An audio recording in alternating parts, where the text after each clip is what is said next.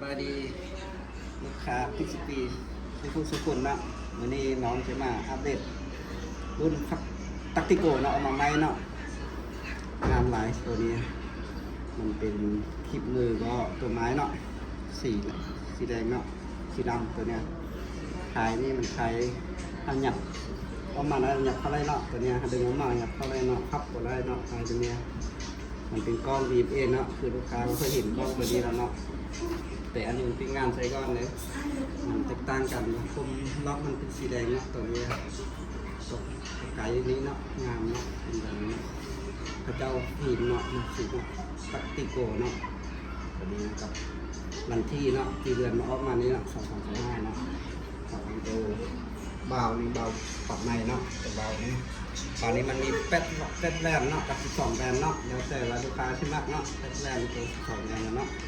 กับอันนี้ตัวถังกับรอดเนาะ0.5เนาะเก็บเสียงยาวครบลำเนาะเก็บเสียงยาว50เซนเนาะตัวเป็นเสียงแท้มันยาวไป12เซนเนาะมันดูของแท้มันเป็นสั้นเนาะมันเก็บเงียบดีเนาะเราเรียน8เนาะเรายาว50เซนเนาะแล้วแต่ลูกค้าสั่งเนาะมีหลายรุ่นให้เลือกเนาะเราก็มีซุปให้ลูกค้าเนาะซุปรุ่นใหญ่เนาะซุปตัวนี้งามหลายเนาะมันรุ่นใหญ่มันต้องรักษาในซุปรุ่นเขาไหวเนาะตัวนี้หัวใหญ่เนาะตัวนี้มันก็มีตัวเปลี่ยนมันเนาะตัวเปลี่ยนนั่นตัวหัวซุปมันเนาะเวลาเขาซุปหึงมันก็เป็นเขาก็มีอันเปลี่ยนให้เนาะซุปซอมันมีโครบให้เนาะตัวนี้ก็ตัวมุงมันเนาะคนเสียยังก็มีโครบให้เนาะตัวซุปเนี่ยก็มีตัวมุงเนาะเด่นแนะนำให้ลูกค้าเขาจับเนาะตัวโม่ตัวตักติโกเนาะใส่ตัวนี้เนาะตัวโม่เนี่ยมันเลยซิดลึกเนาะมันก็มีตัวล็อกกดไฟเนาะให้ลูกค้าเวลาเขายิงเขาก็ล็อกเขาเนาะ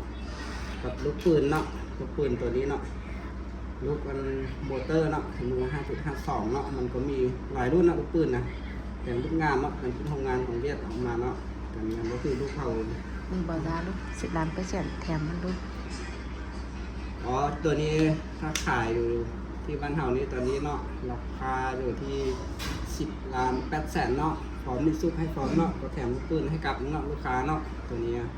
เพราะถ้าลูกค้าไหนสนใจก็โทรมาทาง WhatsApp เนาะตัวนี้ก็โทรมาตามเบอร์นี้เนาะเบอร์ WhatsApp กับ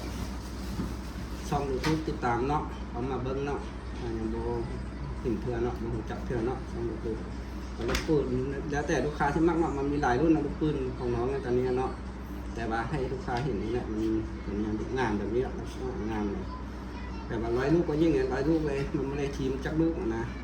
เพราะว่าแฟนเราอีกเนาะลูกปืนตัวนี้เนาะมันเป็นลูกอ้อนเนี่ยนะจืดอ้อนเนี่ยมันแข็งนะคือเวลาเขาบางเทื่อเขาประกอบกระต๊อกออกมามันแข็งเลยเนาะเวลาเขายิงกับแฟนเราอะไรเนาะเราอะไรเปลี่ยนบ่อยยิงมันเครื่องก็กระทึกกันนะเวลามันลูกแข็งเกินก็เป็นเราเขาเลยเสียหายยิงจนถามเทื่องก็ได้เปลี่ยนเราแล้วตอนนี้ก็ทางวัดซัดของเราเนาะตอนนี้เนาะวัดแอปเนาะนะ020เนาะ9771เนาะ97901เนาะอันนี้ก็เฟซบุ๊กของน้องก็อาน้อยเนาะตัวนี้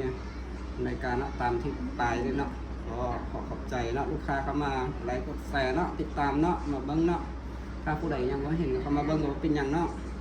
ก็มียังก็ขอขอบใจเนาะสุขคนเนาะมา